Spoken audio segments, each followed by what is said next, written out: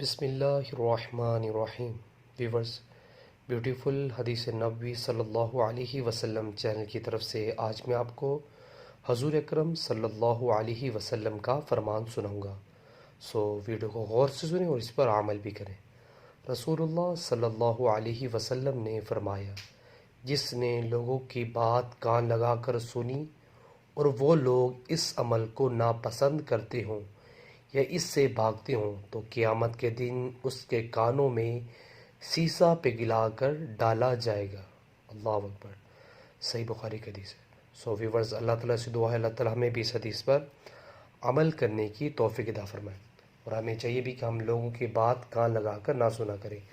Video کو share کریں اور اس طرح کی اسلامک ویڈیو کے لیے میرے چینل کو سبسکرائب کرنا مت بھولیے۔ جزاک اللہ۔